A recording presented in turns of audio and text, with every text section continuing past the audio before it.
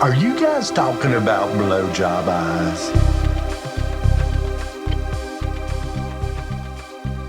Welcome to round 24 of Eat the Buckle, the horror movie battle royale podcast that puts two movies in a weekly head to head matchup where the loser will remain in the ring another week and will be forced to watch it repeatedly in an effort to determine the worst horror movie ever made.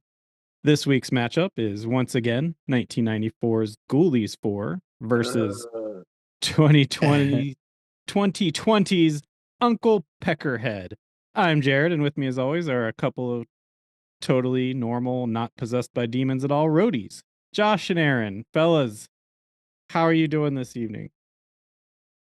I'm very good. I'm actually out on the road, You recording to you live from the Hampton Inn and an undisclosed location.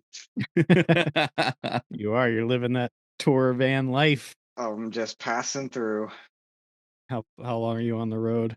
When are you back? I'll be back for the weekend and then on the road next week and then hopefully back for good, but that's not concrete yet. But I'm out here getting some hard-hitting journalistic research done for these movies that we're doing, Yeah. getting to the bottom of things. So my efforts will be worth it. Oh wow.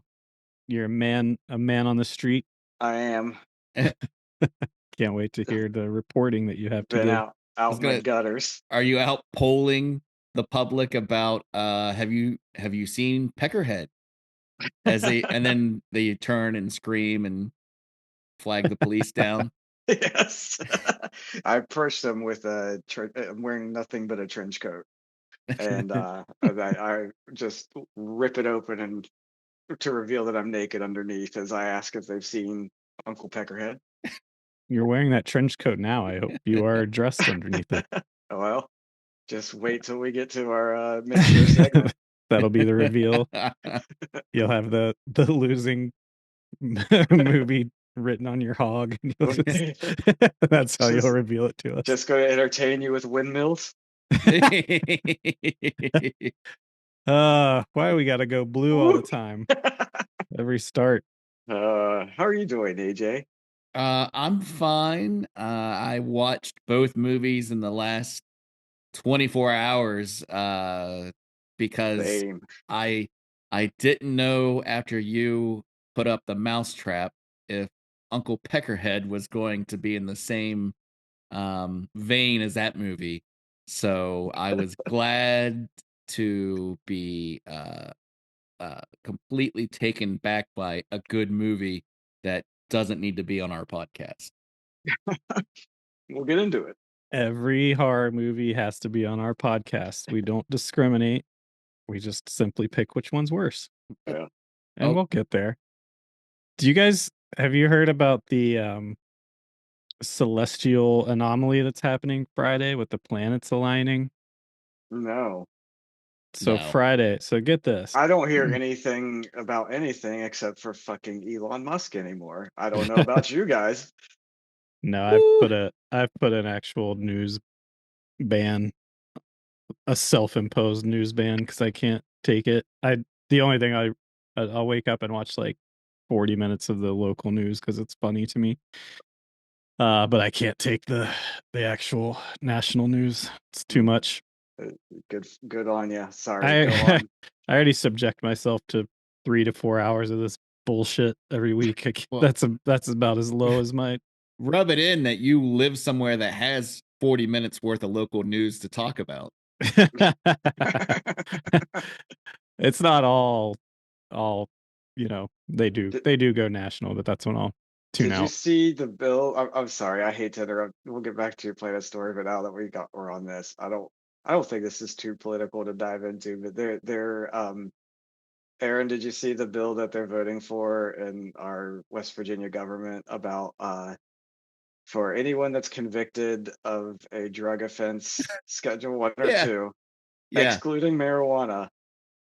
It's like there's two options. You can like you do 1 year of jail time Uh-huh. and then have the option to take a bus ticket to Anywhere. anywhere you want West of the west of the Mississippi. Mississippi under the understanding that you would still be under warrant in West Virginia and can't return until the next 2 years of your sentence is up. Right. So, like, if you had a 4-year sentence, you serve 1 year in the state.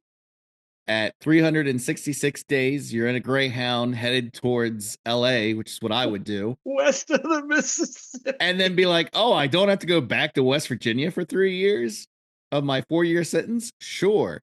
But how does that work federally? Because that would be like if they would run your license or your ID, they would show that you have a standing bench warrant, right? That ain't none of West Virginia's problem. Is it like They say, get on your horse and get out of town, boy. We'll go on get. I'm betting they didn't think that far ahead on, actual what ifs. And I mean, it's free prison labor, so I guess we have enough of that in the state that they're like, oh no, we need to get you out of here after 1 year. That's why. That's like some Red Dead Redemption shit where like it's fucking old West shit. You pay your fine, or do your time, and then they're like, don't come back to this town. And then yeah. Next time you come back, but you can come back. I'm going to shoot you dead. And you can't come back until the game memory resets and the law forgets who you are. The other option, or you go to the local post office and pay your warrant. Yeah. The other option is that you sit in jail for the full 4 years in West Virginia. Yeah. So what that is a capitalist version of, we don't want to invest any money into the jails, making them better, because number one, they can't hire anybody because no one wants to work here because the rates are so low. And then number two, they don't want to do any of the upkeep because the conditions in the jails themselves have gotten so bad that like there was a federal investigation about it in the last 2 years. Well, don't worry, that investigation will go away. Yeah, it's been. I'm sure it's been gone away. And there will be plenty of people looking for any kind of job they can get their hands on soon enough. Well, once they change Spruce Knob to Trump Mountain, then the tourism was just going to boost tourism exponentially. Dollars, yeah, you're going to get so many people there. All right, we'll quickly get off that. All right, so what about your thing in space? So check this out. This is wild. So the planets, all 7 planets on Friday are going to be in alignment, which I heard. Did you read this on Facebook? No, I heard it on the news this morning. Okay. I just want to see where you vetted this from. No, it's true. I mean, I Googled it, and there's multiple sources. Credible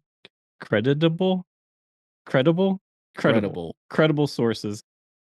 Anyway, so I was thinking, check, this is crazy. So in the Call of Cthulhu, the H.P. Lovecraft story, that is one of the astronomical events that signifies the awakening of Cthulhu, right? Mm. So in the original story, that on February 28th in the story, the year of 1825, that is when people start having hallucinations of the dream world where Cthulhu lives.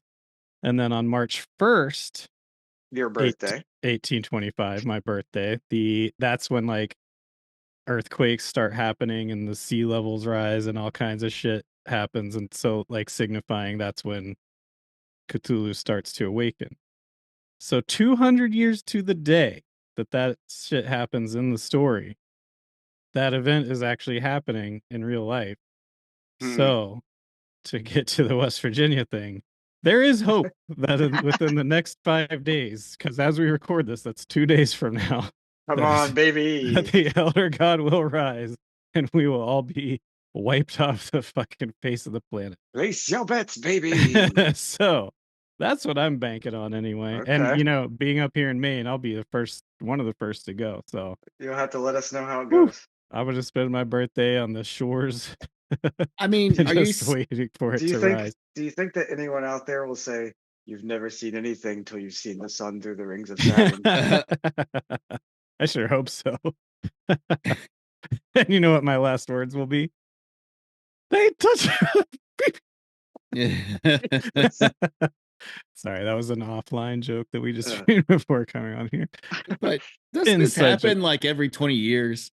20 or 60 or 80 years? I know it doesn't happen every year that they all line up, but it's I've never heard of happens. the The Cthulhu mythos. The next time it happens is supposed to be 15 years from now. But just the fact that it's happening on the day of 200 years to the day that it was written in the text is kind of wild. So that was all on the local news story that you heard. They were like, H.P. Lovecraft No. stories.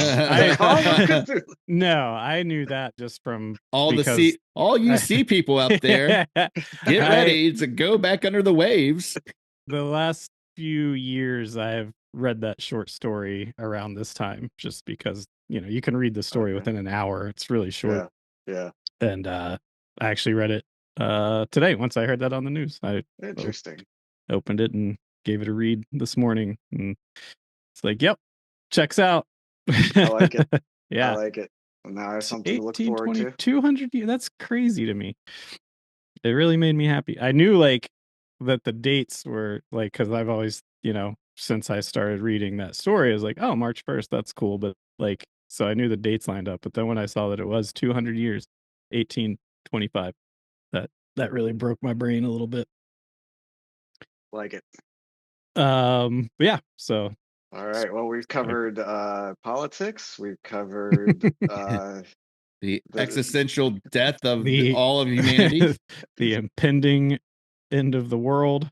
So live it up these next 72 hours. Why not cover a little movie called Uncle Peckerhead?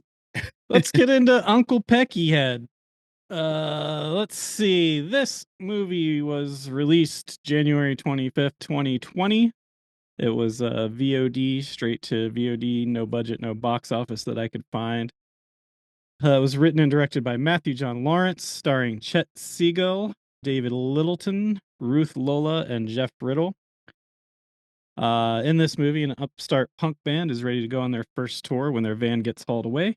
When they come across a seemingly down on his luck man who lives in his van, who offers to drive them on the tour. Can he be trusted? Is there something sinister behind the man?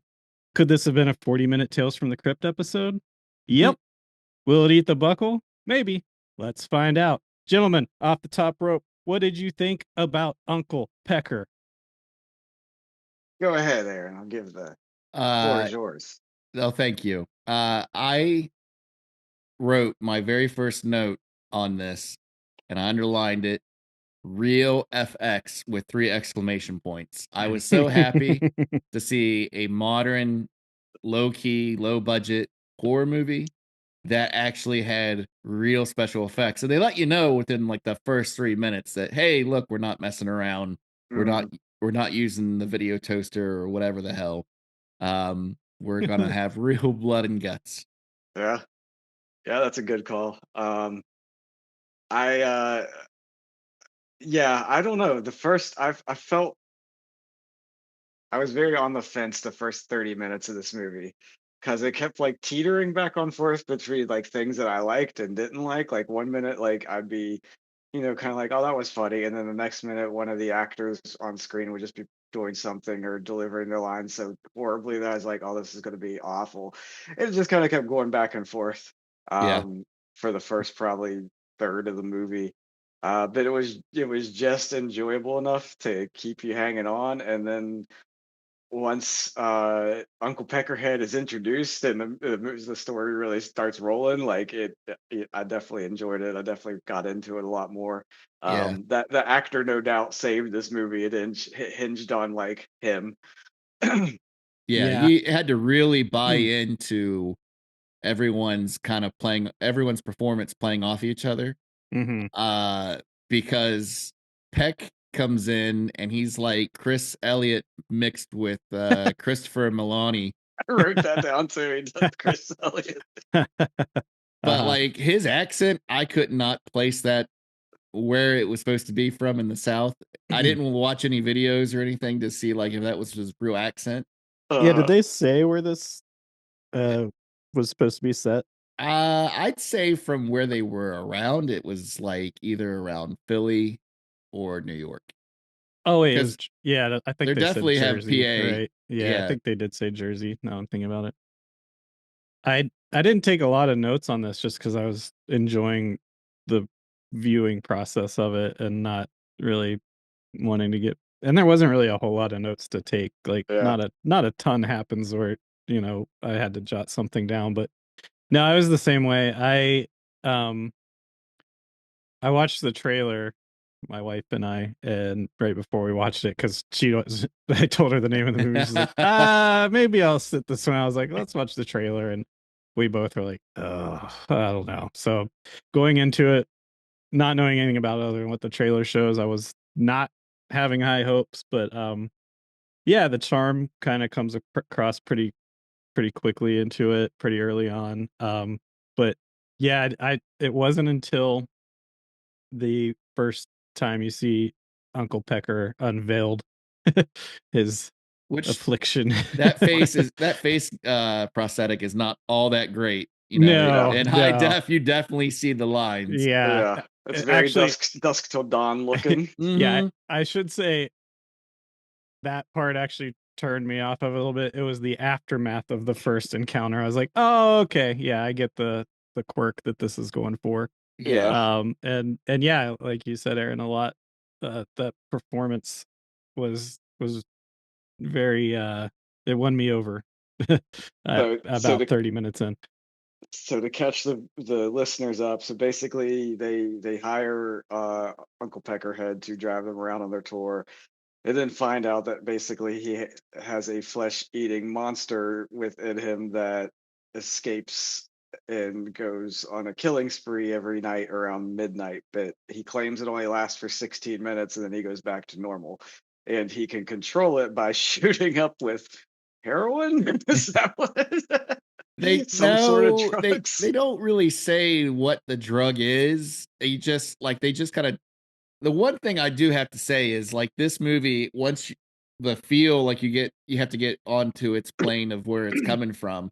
It kind of ties in with the music. Like it's like got music video logic Hmm. Hmm. where, if you told me the guys from Red Fang or the Hives or somebody were gonna like be in this movie, I'd be like, yeah, I get it, because it's kind of got the feel of like a music video that they would do. Yeah. Um, you had to like the whole idea where like, hey, we don't have our van just got repossessed. We don't have money to pay for our van, but we're going to go to Kinko's and get 500 copies made up of "Can we borrow your van?" And then like that whole like there's They knew a guy. yeah, they knew a guy. But yeah, like it gets to a point where you just don't care because it doesn't matter. Yeah. Right. Like this is a real thin, shaved down movie to where it's just I'm got to get through this scene to get to this scene. Here's the payoff, the fallout from that. Here's part 3. I mean, so many of these people were from UCB, and it really does play Mm, like a yeah. skit. Yeah. I Or didn't realize that.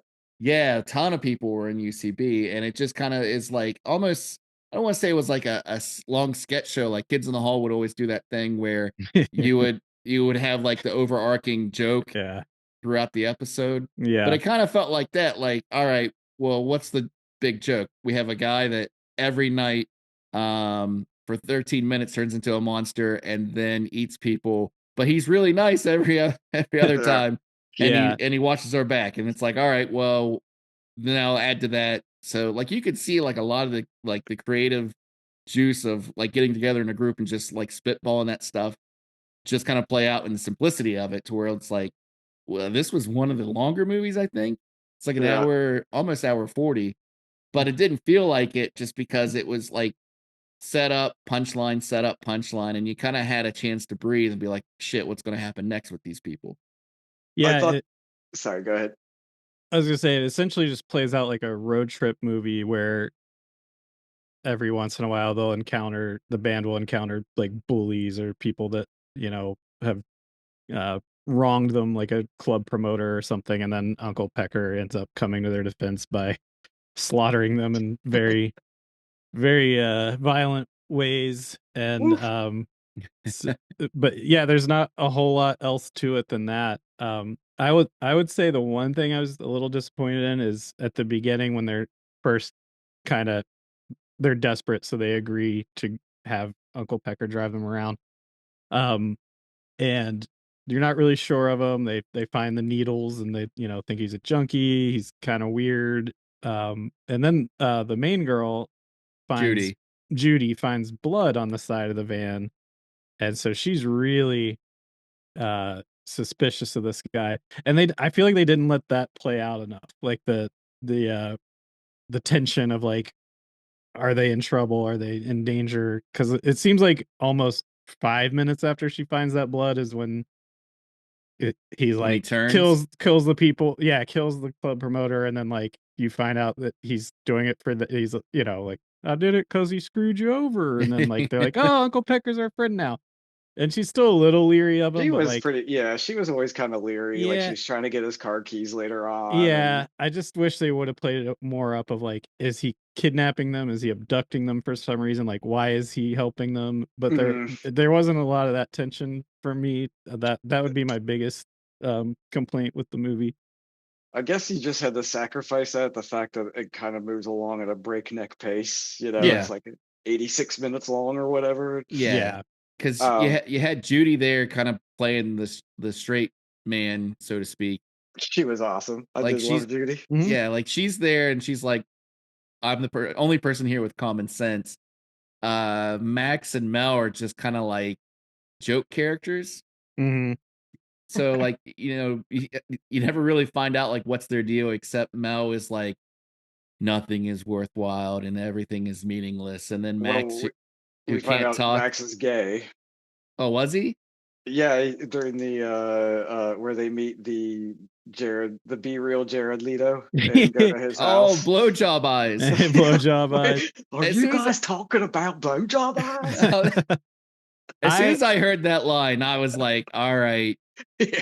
that settle in. twist, that turn of the Max character also kind of bummed me out. Not the fact that he was gay, but like they kind of made him creepy about it, where he was like, tricking the guys, like, look over there, and then like grabs his hair and sniffs it, and like, Well, I think he is kind of just a weird, awkward, yeah, creepy I know. I guy. just Yeah. kind of there's like a couple other things he did that were a little I think creepy. It he's was like, supposed to be I on the wish they spectrum. wouldn't have done that. I I think do. I Maybe. love the dive he did into the pool. His like arms Yeah, and yeah, legs just wave. yeah. That he cracked me up. The whole time in that house, especially the sex scene, was fucking That was hilarious. that was probably my favorite scene in the movie. And then the way the whole like the little button on that part of the movie is like Uncle Pecker is like asleep in the car, and Judy's on the outside window just going, fuck you, fuck Yeah. you, fuck Yeah. you. That's so awesome. I got a real big kick out of the two metalheads that just pull up in their car and get Yes. out and just start headbanging for no reason. Does that Smashing beers Yeah, and just headbang. like is that a pouring thing beer over their in faces. is that a thing in New England? Like they had Massachusetts plates. Like is that just like a Yeah, they had masshole like thing? That does this seem like shitty something little massholes would do. yuppie sedan, and then they Yeah. just like jump out and start smashing beer cans. Instantly just start like pouring beer over their faces and headbanging. Like, I did love the scenes during their live shows. I like the scene at the merch table was great just because our experience being in high school and following our older brother's band around, like it was pretty authentic. There was yeah. like the cassette tapes with like the one shade of Yeah. color Yeah. construction paper cover, Yeah. and Yeah. 7 songs for $5 sounded so familiar. Like Yeah. that and then just some of the characters they meet, like the douchebag lead singer of the rival band with the stupid. The emo screamo band Oh my god, when they fucking showed killed the me. live performance, it was Uh Was that guy's name Spider by chance? he is definitely a spider. He looked like he a spider. he was hilarious. And his like little feathered vest when they were playing live. Oh, Yeah, I Oh, kept waiting for that nose ring to get yanked out. I was hoping. Instead, he just So gets bad. shit all up, oh god. literally shit on. Yeah. The more I'm talking about this, the more I'm liking it. Yeah, it's a Um good flick. I enjoyed it watching it, but yeah, as we're talking about, I'm realizing liked it a lot more than I thought I did. It's one that I probably would revisit. Oh yeah. I'd for sure watch it again. I don't want to give the ending away. I know we spoil a lot of things, but this is a movie that not a lot of people have heard of. So Oh, you Yeah. mean the last part of the last 30 seconds? Yeah, which that's where it gave me like a Tales from the Crypt, like creep show type Yeah. ending Yep. vibe, but which I liked, and I would like to know what you guys think happened, but I don't know if we should spoil it or what. It makes it 'Cause pretty plain if you are listening to Yeah. the surround Yeah. sound, you know exactly what's happening. I would implore anybody that hasn't seen this to check that movie out. It's a lot of fun. You know, have a good time Yeah. with it. Yeah, definitely was I had no idea what to expect when I put this on the list. But I hope this was an offering of goodwill to show you that I'm not being completely vindictive in the movies that I'm bringing to the table. Do you guys There remember some of the punk band names Oh, that I they wrote were them like down. touring with? There was let's see, Which there was ones do you have? Shark Dick, Shark Dick, Queef Queens, Queef Queens, Turd Toilet, Turd Toilet, Piss uh, Face. Piss Piss Face. Face was a good one. That's when I was And first their name was just Duh. what that was like within maybe the first 10 minutes was getting all these punk band names like, oh no. Yeah, What yeah. are we doing? What are we doing? And I thought the same thing. I actually like didn't hate the music either. I It's was gonna like ask, would you guys go to see Duh at a local show? I don't know what punk is now, apparently. And from 2020, like that didn't sound like any punk band that I remember when we were growing up and exploring our musical tastes. Like yeah. I Well, was and like, that's this sounds kind of like just an alternative band. Is that punk now? and I guess that kind of begs the question also is like they don't really give you a timeline of when this movie it's definitely not current. No one has a cell phone that I There's no remember. cell phones. Yeah. There's like they're listening to cassette tapes.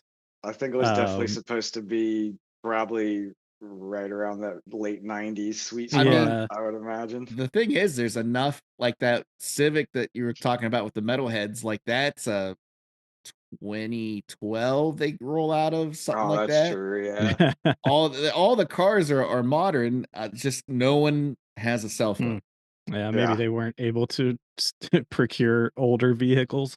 But it was definitely earlier than that though, because they all had their mixtapes on cassette as well, and that's the only Mhm. thing that they had to listen to it on was a cassette Yeah. player. Like, so it's not like CD technology was readily available. Yeah. Yeah. Well, I mean, in a Dodge Power Wagon, you're not going to get a lot of CD players.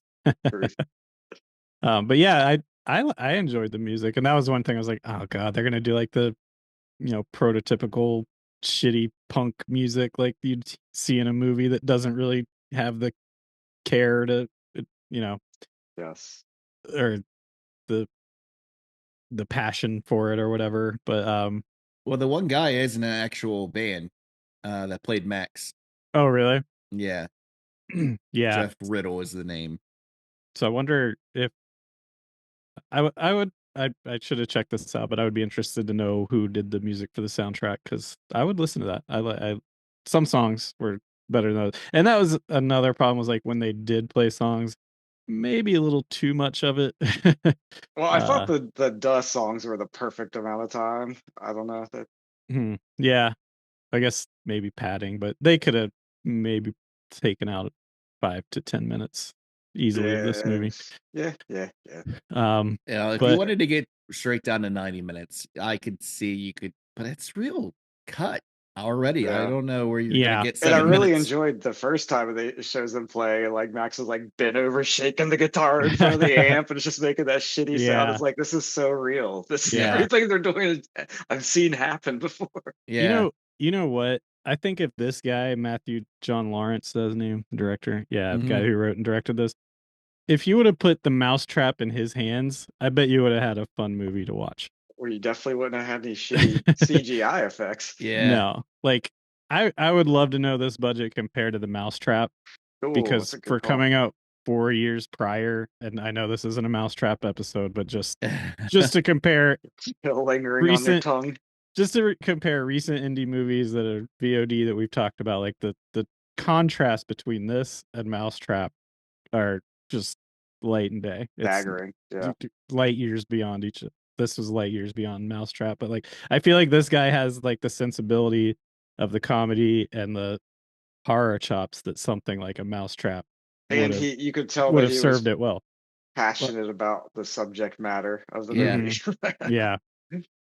Um, Or had seen a horror movie before. You're gonna get your answer real quick because their follow-up, Bloody Axe Wound, is coming to Shudder in 4 days. Oh shit. No shit. So there's going to be, I say, a 99% chance you're going to see this on Joe Bob when he comes back in March.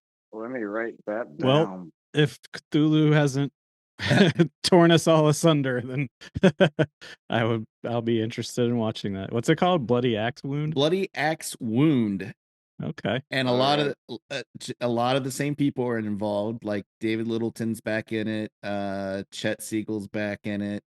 Oh, nice. Jeff Riddle's back in it. I'm looking. I don't see Mel's. Is Chet Siegel? She's Uncle Judy. Peckerhead? Oh, that's Judy. Chet What's the Siegel actor's is Judy. name? Who played Uncle Peckerhead? David Littleton. Yeah. That dude is amazing. So he's back. And you get Jeffrey Dean Morgan in this. Who's that? He was in The Walking Dead. He was in The Watchmen. He's that. If you saw his face, you'd go, "Oh, it's that guy." Oh yeah. Supernatural. Okay. Yeah. Good Wife. Okay. Yeah. No, I'll look forward to that. Maybe we should throw that on the list just so we can watch Another palate cleanser. an emergency palate cleanser. But yeah, I enjoyed this. I don't have like I said, I didn't take a lot of notes because there wasn't a whole lot going on that really needed my not a big attention. not a big movie that needed critiquing. I'm sure if it wasn't like, if you didn't like the vibe, not to use that overexposed term, if you didn't like the initial, and what didn't do the Tarantino thing, it just kind of did the, hey, let's just do a road trip movie like comedy with some quirky people, and then they added the horror way later, like in drips, which still I think the drips were well placed. But yeah, it was effective. You have to definitely do that music video logic of, oh yeah, well, he ate that guy, but we got money to go to the diner now, so it's all cool. Right.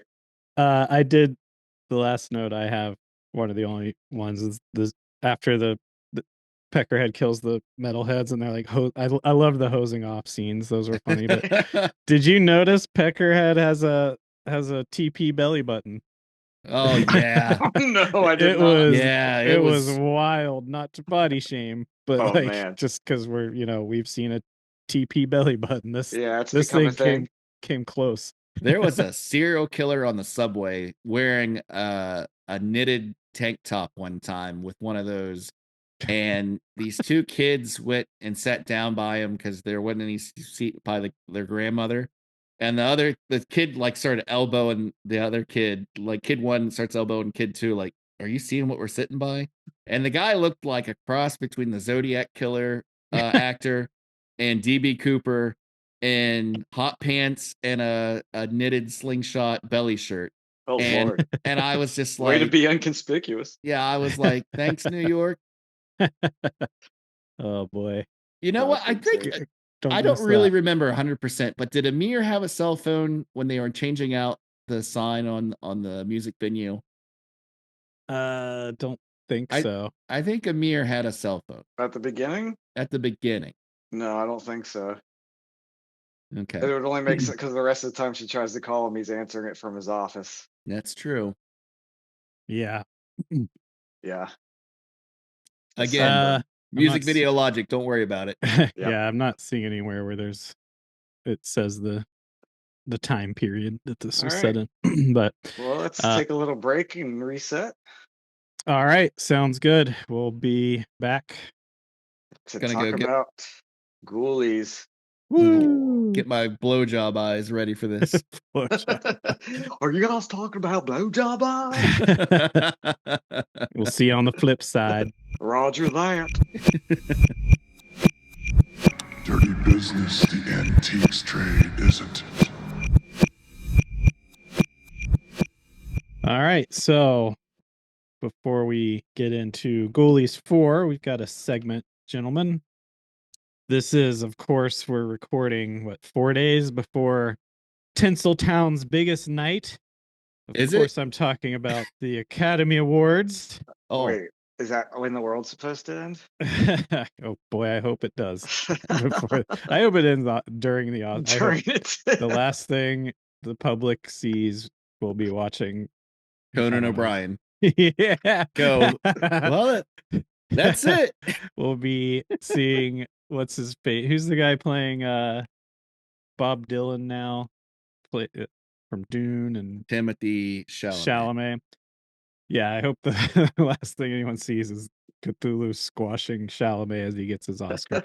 Let me tell you this. So I was watching The Monkey. It was either The Monkey or Hard Eyes the other night. And I went to the bathroom before the movie started, and you could hear the Bob Dylan movie coming, blasting from because it was the theater beside the bathroom. And you could hear, "How does it feel?" I'm like, this guy's going to win an Oscar for this. Doing a Bob Dylan impression or singing like Bob Dylan is the easiest thing that anybody could do. I bet three of us could whip one out comparable at best, at You worst just did. to him. Like, and I'm listening to this, and you can tell it's not Bob Dylan. You can tell he's actually singing it. And like, what the fuck are we doing here? I'm tired of these biopic. Every fucking year there's a biopic, and they're all the same, and they always win. And like, at least the dude that played Freddie Mercury, like that's probably a hard guy to nail down. Rami Malek? Yeah, like the mannerisms, the movements. I'm sure Freddie Mercury is hard to nail down. All fucking Bob Dylan does is stand there like a statue with a harmonica taped to his neck and mumble. Come on. Anyway, So Tinseltown's biggest night. You're not a fan You of know, Bob Dylan and Timothy no. Chalamet. You know I what? don't even know. All I've seen Chalamet was Dune, and he wasn't great. But like, my point is more with the no, fuck Bob Dylan. I hate Bob Dylan. But my point is, I've heard the name Timothy Chalamet more than I've seen him in movies, I think. I mean, he's in everything, but Uh, I don't watch the type of stuff he's in. But I mean, like I said, the only thing I've seen him in is Dune, and he's bad in Yeah. that. So like, I can't. But again, a bad actor could be a good Bob Dylan. So that's how much fuck the Oscars. Anyway, so to Anyway. celebrate Tinseltown's biggest night, we're gonna do our own Buckle Awards. That's right. It's time to give out our Oscars. Oh, The Oscars. Oh, that might the be close enough. 2025 Oscars. That might be close enough that you still are going to get sued. What or about cease and desist. O scares? With the O scares? The O scares. That sounds like an Irish I like it. potato chip. About a Scare Academy Award. That's right. We're gonna hand out the Maxes. Our trophies are called the Maxes. Aaron and I are gonna go through a few categories and give our nominations, and Josh will decide who the winner will go to. Yes, I will decide who in each category the winner of the 2025 Max Award is. Max, of course, being named after the very cozy looking co-star of Madman Mars.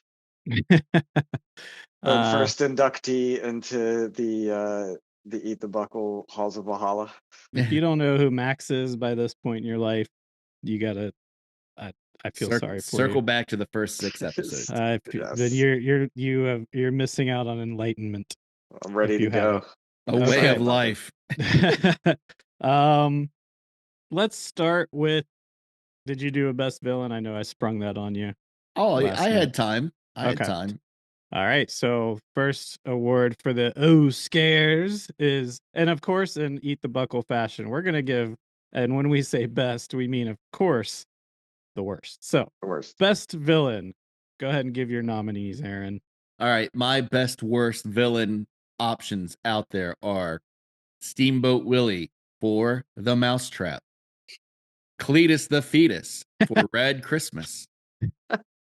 And my last choice was Jeepers Creepers for Jeepers Creepers 2. Okay, so we do have some overlap there. My nominees for best worst villain are Jack Frost. Then I've got Steamboat Willie for the Mousetrap. And I also have Jeepers Creepers, or the Creeper, or whatever he's called, for Jeepers Creepers 2. And the winner of the best worst villain for the 2025 Scares is Steamboat Willie. Woo! Oh yeah, he takes the cake. He was the lamest villain. He was pretty bad. It's just Stop. a, Stop. Stoppy. stop, stop it. It's just a Who pudgy guy in a hockey jersey. who could yeah, a nondescript plain black hockey jersey that you would buy at like Joann Fabrics to put puffy paint on. Oh man, R.I.P. Joanne's is going out of business. Yeah, I think Oh. that's maybe this weekend. That'll be Cthulhu's first casualty. Who could forget the Mickey Mouse mask with the shitty pudding cup goatee coming out of it? What a moment. Okay, Congratulations, Steamboat Willie. congratulations. Now I don't want to put you on the spot, Aaron, but anyway, we could get a bed of awards music for these. Don't have to. Yeah, I'll see what strings I can pull out. See what you can do in post. Yeah. And if not, don't worry about it. Take that out. Or All don't. right. That's fine. I take very little out. I just add That's sound true. effects. Next up, we'll do best worst screenplay. Best worst screenplay. And the nominees are, Aaron, go ahead. Craig Anderson, Red Christmas. Simon Phillips, The Mousetrap.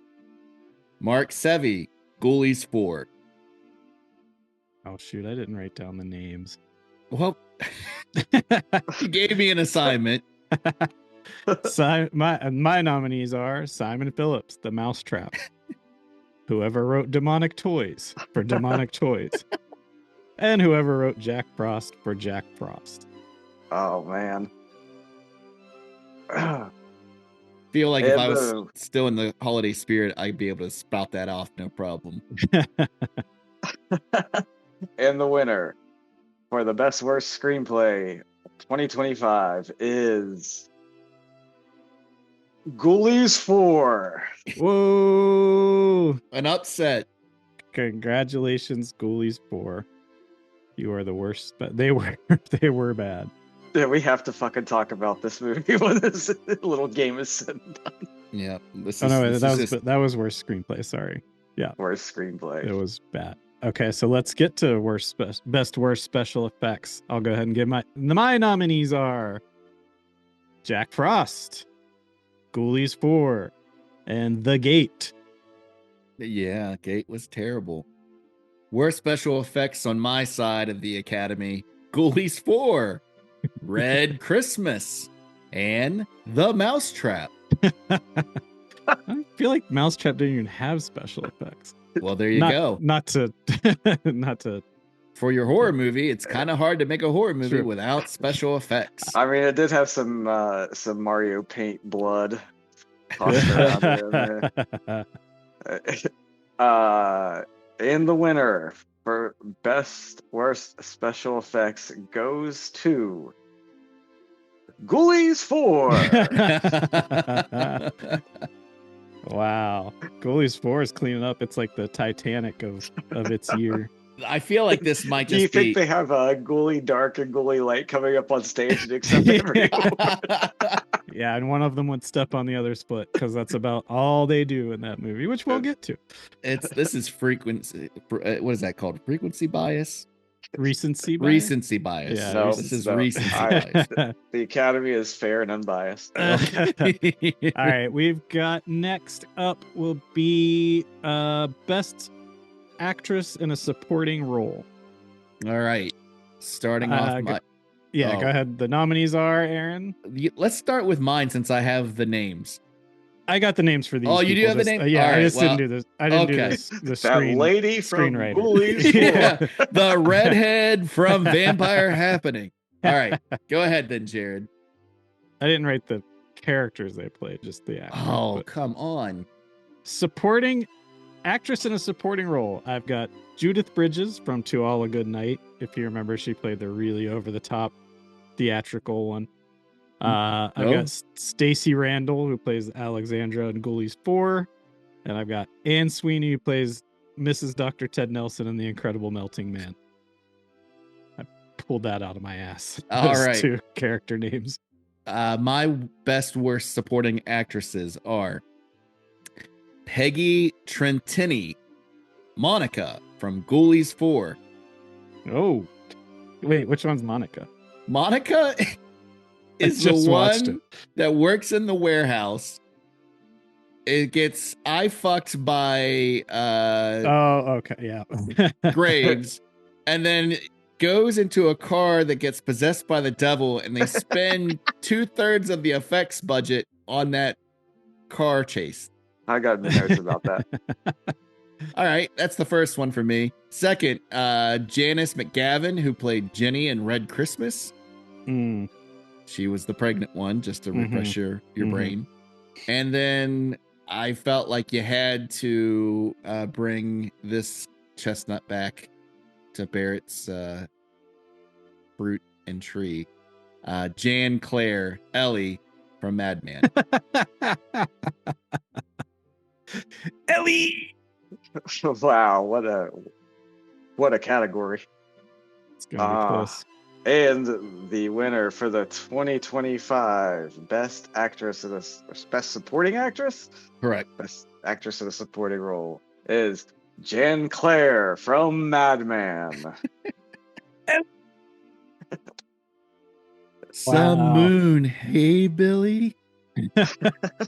But she acts so scared. I really disliked her.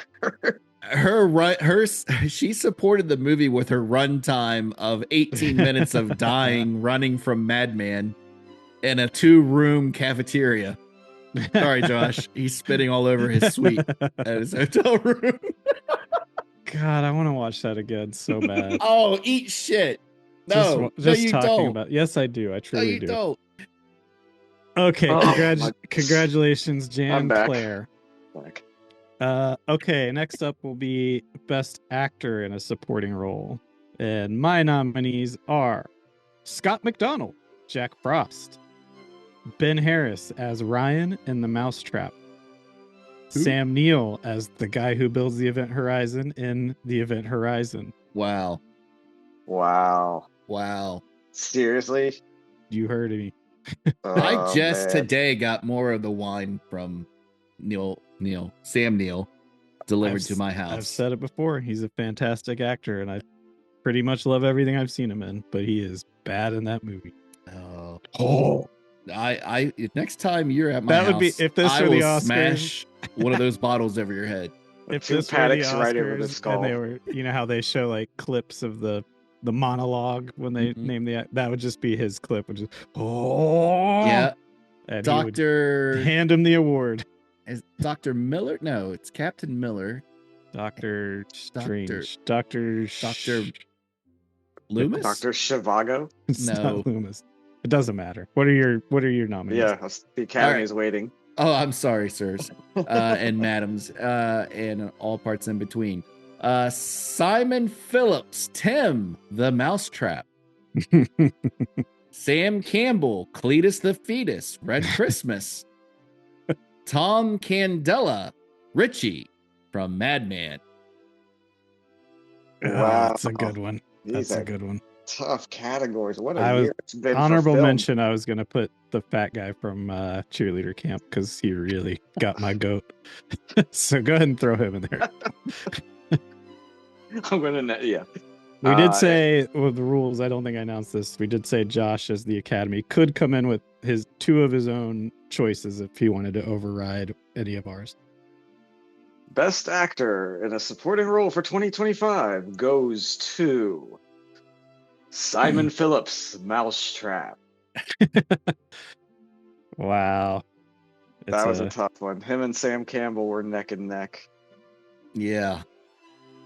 All right. Okay.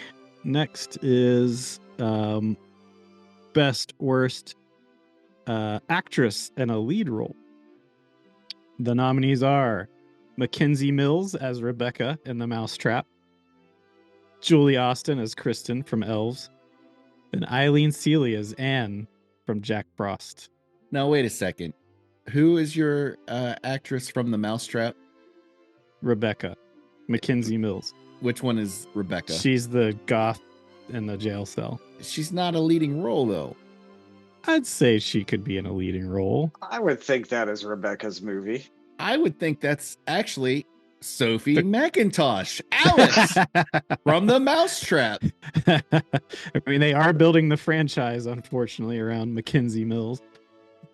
Second choice. But I think both are valid. Okay. Second one, Julie Austin, Kirsten from Elves. Yes. And then my final worst actress in a leading role, Jennifer Cook, Megan from F13P6:JL! Exclamation point. Wow. Wow. Okay. You went deep on this. I just could not stand that role. I don't know what it was. The 2025 award for Best Actress is...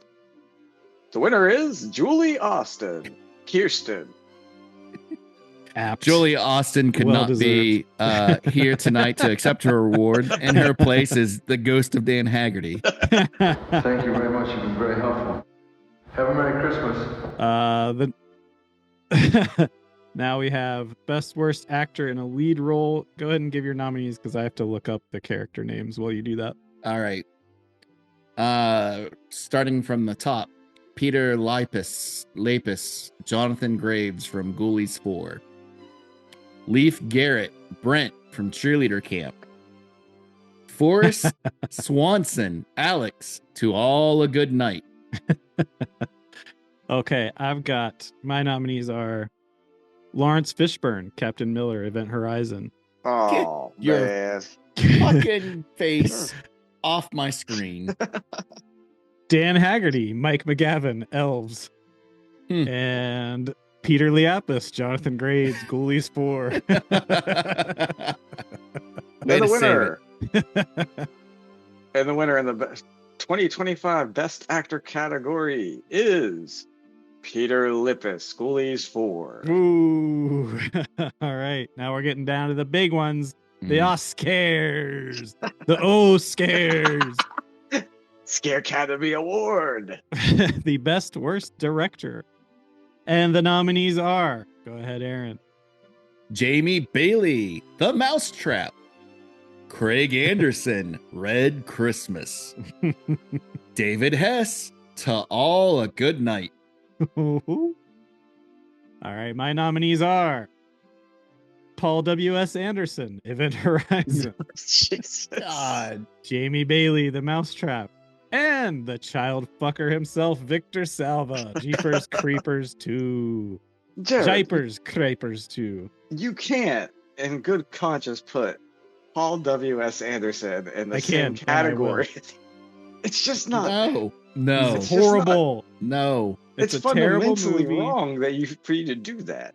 The components are there for a good movie, and it's not. So I And the put that winner solely for on the Best director. Director of 2025, the Max Award goes to Jamie Bailey, Mousetrap.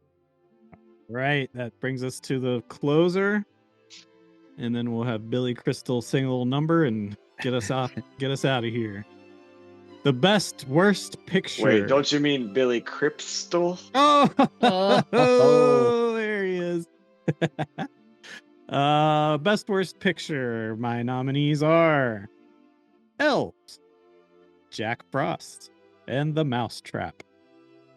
What, Event Horizon wasn't your worst picture?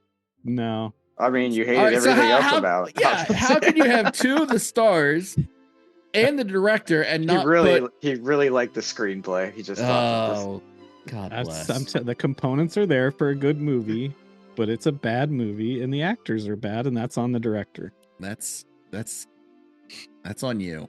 Way to pull that argument out of your ass. Yeah. Okay. Worst picture: Ghoulies 4, The Mousetrap, and Red Christmas. Wow.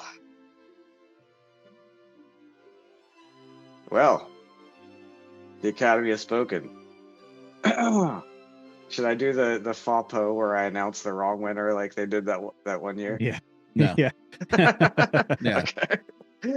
The best worst picture 2025 goes to The Mousetrap, Yay! Yay! So which let's is see. kind of funny since it found its way out of the running versus Uh-huh. another movie that appeared. I don't want to talk about that right now because it'll boil me blood. Sorry, we're still going through therapy for that. So Mousetrap had 4.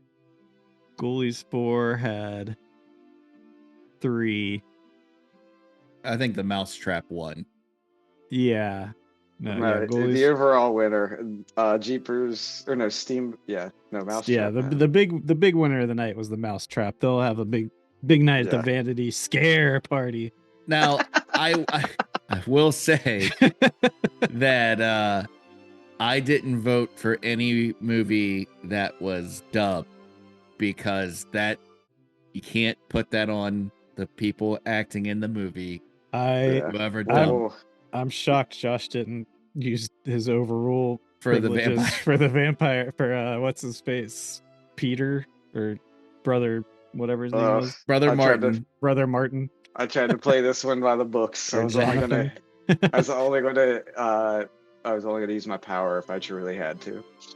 Well, thank you for attending the 2025 inaugural Eat the Buckle Scares. Congrats to all the winners of the Max Award. We'll see if there's another one in the future. I say this episode is the end of season 1 with this. Actually, no, can't be that. Even though, Ghoulies is still out there. Ghoulies is still kicking. And the Mucky Muck. The Mucky Muck. Speaking of Ghoulies, the second biggest winner of the night. Okay. We got to talk about it. And I, number one, don't have a lot of notes as it is. And I also have to save them because I don't think there's really any. Yeah. I mean, we'll do it just for posterity, but I don't think there's going to be any drama over which one we'll be talking about next week. So you guys go ahead and take it away, and I'll see if there's anything I can jump in with. I think we should really just keep this a very light episode because we just went through the entire scares, and and we had fun with the first movie. So if we were talking earlier about having how long our episodes have gotten drawn out because we just hate these movies so bad that we've been picking them apart. This week, since Jared's 100% correct, we know what's going to lose and Eat the Buckle. I just want to ask 2 questions. I've got about a few Ghoulies points I 4. would definitely like to discuss, but I'll keep it brief. I have things to add, obviously, for next week. But these are my 2 questions. And they happen to tie into the end of the movie, where they have the ultimate fight scene at the asylum. Yeah, Bobo or whatever his name is. Yes. Bunko? Is it Bunko? Bongo? Yeah, Bongo. All right. So these are Bunko. It's B-O-N-G-O by the subtitles. Oh boy. Okay. You mean okay, go ahead. Bongo was his name. So here are my questions. Yes. Number 1, who is the woman who looks like Jessica Rabbit? Isn't she just one of that throws Bongo at him? That she has Bongo with a leash. Yeah. I think she was just an inmate that got out. But she's dressed up like Jessica Rabbit. She looks like head to toe Jessica Rabbit without the red hair. She has blonde hair. That was mine because I thought maybe I missed it and it was actually Alexandra dressed up for some reason. No. So it's a different actor, it's a different blonde. Yeah. Yes. Wynorski Wynorski was like, come on down to the set Tuesday, baby. I got a scene for you. And out of all the lines of dialogue, whether written or improv, what she says to Detective Graves is "Happy birthday, big boy," and then gives him bunko. Yep. It's like, It's not his birthday. My follow-up then. oh, she's crazy. She Since doesn't know we're what she's saying. all right, so we're going to just assume that it's a woman who is also in the asylum. That's what I have thought both times. Because But you don't see any other females in the asylum. Where did she get the gown in the asylum? I don't know, man. And the heels and That's- knew to do makeup. Perhaps this is why it is the Max Award winner of worst screenplay. I was like, I don't know why I didn't notice that the first time around, but this time around, I was like, who the fuck is that? Where did she come from? All right, Yeah. my And follow-up. The first can I time tack around, onto you were that? so riveted by what was the Oh, action that was shit. happening. Yeah. All right, go ahead. Go ahead with your second point. All right, so my second question about Bongo. Bunko. Why is he not wearing pants? Is the robe there just to hide the giant pillow that Graves just keeps hitting over and over and over again? Graves Because is they real couldn't have fond of punches to the chest. just Yeah. and you see his hand go in like it's like marshmallow. Yeah. Yeah. That But that is the asylum, right? Like that is the psychiatric ward that they're at. Yes. Yeah. Yes. All right, because for some reason I thought it might have been the manor or mansion from the first one. No, It was supposed to be, but doesn't you look would anything like it. But that's why I think so. It is the asylum. It has little to nothing to do with anything in the movie, so I don't know why they end up there. The only ties the asylum has to the movie is apparently that's where Alexa, Angelica or whatever her name is, Alexis. That's where she escaped from. Alexandra. Yes, but I don't know why that means that they have to have the final showdown there. Because this was 5 different movies rolled into one. Yeah. 5 screenplays, Frankenstein into one screenplay, and none of them were a Ghoulies screenplay. That's what, so there's 3 credited writers to this movie. 3. Yep. 3. It took 3 people to fuck up this bad. It took 3 people to come up with a movie that makes no goddamn sense. That's 3 different scripts that they probably were just like, we have to give them credit because we bought their script and we got to do something. And that I know I mentioned this last. Sorry, Josh, go ahead. No, go ahead. Well, I think I mentioned this last week, and I'm convinced that the Ghoulies were an afterthought in this movie, and because as far as I could tell, and I paid close attention this time, they do not interact with any other actor or actress until the end, which I think was probably just reshoots. I mean, there is no reason for them to be in this movie. Yeah. And I mentioned it last week, but now I paid attention to it, and I'm almost positive, and I will watch it. And I also want to clock their screen time because I bet their total screen time is under 5 minutes. I don't think they ever talk directly to Graves. No, they absolutely don't. So the protagonist of your story, which is called The Ghoulies 4. Yeah.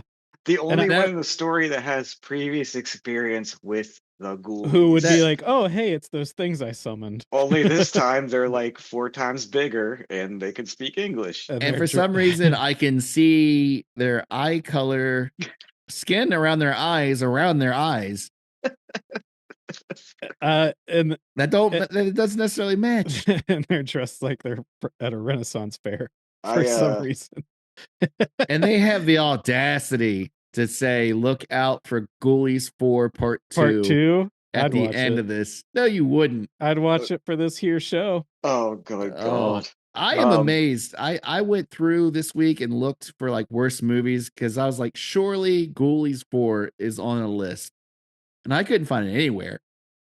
No, So- I bet the people. But to finish my point, I think the only actual interaction with the ghoulies and one of the actors, even at the end, is when they like tackle Alexandra as she's doing whatever the fuck she's doing. They're like, "We gotta help her," and then they like run up to, and then she starts chasing him around, like trying to get the jewel from him, and it's like a Three Stooges the thing. Keystone Like, Capers. but Mhm. I think that's the only like time one of the other actors is on screen with a ghoulie. No, Yeah. no.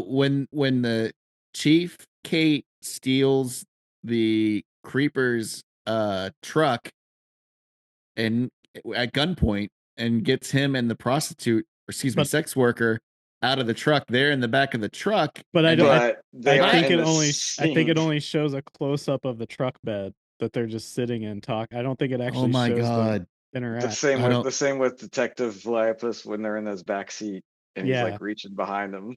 Well, he does leave his apartment building and then they immediately come around. Yeah. That is the only one that I can think of for Is that sure. one shot or that's two? in one shot, yes, and a continuous cut, not an edit. But okay. I that's what I'm saying. I think there had to have been like But now I have doubt. reshoots. I think well, I'm gonna say there may be more. One may be I hate more this than the fucking one I movie. mentioned, but if it does exist, it was a reshoot because there's no way you're going to have this Ghoulies movie where these. I'm sorry, it's Gruelies. We're calling it Gruelies because I refuse to put that name on this movie. So there's no way I'm you so have a fucking mad Gruelies about and a this movie. Gruelies movie where they have nothing to do with the plot, no interactions with the actors, no. I mean, these things are just walking around doing nothing. Yeah. It's Yeah. spookies. It really is spookies. No, I- With the Spookies is cat better. person.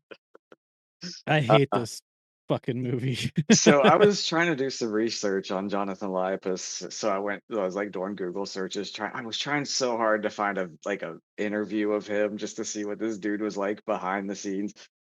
And I couldn't find anything, but I ran across this YouTube video that's like Jonathan Liapis resembles Eric Roberts. And I was like, what? Yeah, he kind of does.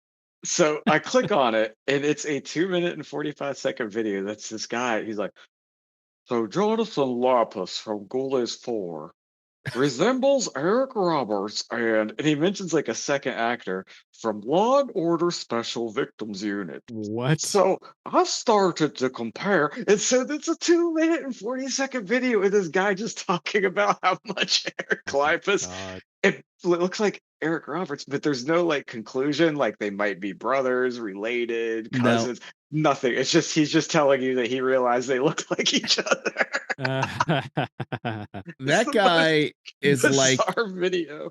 I was watching it today and I went, Lipus is like the Big Lots Kyle MacLachlan. Like if you Big watch the Lots. first Ghoulies, he's got the chin going, he's younger, he's Yeah. thinner, Yeah. and he's got the chin and Mhm. the frosted hair or flowing hair going. And Feathered hair. And then just like in Showgirls, like that version of Kyle MacLachlan, Yeah. you get the Ghoulies 4. I don't know what happened Big to Lots version. I'm kind of obsessed with finding out what happened to Lipus because I also found, which I will plan on listening to in full. There's a podcast called Ghoulies Unflushed. Oh, and it's 16 episodes. That's all the further it made Wow. it. And they interview people from the production of the Ghoulies movies. And by the time they get to Ghoulies 4, there's only like one person they interview that we've definitely never mentioned their name. So it just must be like some extra or someone on the set, like the carpenter. But like you can't find anything about Jonathan Lipus anywhere on the internet. So he either is trying to distance himself from his acting career or something dark has gone on. Tune in next week, I guess. If Ghoulies Unflushed could get some guests like that, we certainly can. What are we watching next week? Yeah, we need to figure that. Well, oh crap! I don't have my list of it. What numbers do you have left? I can remember what it is. Well, let's just do it for 4, 5, and posterity. 6, right? Yeah, you're 4, 5, 6. But I had a 4 and 5 left. I think we Yeah, because we just did your 6. All right. Wait. So are we gonna cut or just try to wrap this up? Let's just wrap it up. Ghoulies 4 is the eats the buckle. Okay. Yeah. 3, 2, 1. Ghoulies 4. Okay. Great. What numbers you got? Aaron, you got all 3. I still have all 3 of mine. Josh, you got 4. Doesn't matter. You'll be 4 and 5. I'll be 7, 8. Hold on. Here we go. Getting the numbers from our intern, and it is number 5, which is. Hang on. The Dark Match. The Dark Match. Oh, is this that Chris Jericho movie? It is the Chris Jericho horror wrestling movie. All right. Well, that's it, folks. Next week will be Ghoulies 4 versus Dark Match. Save some room because you're going to eat the buckle. All right. Later, buckle buddies.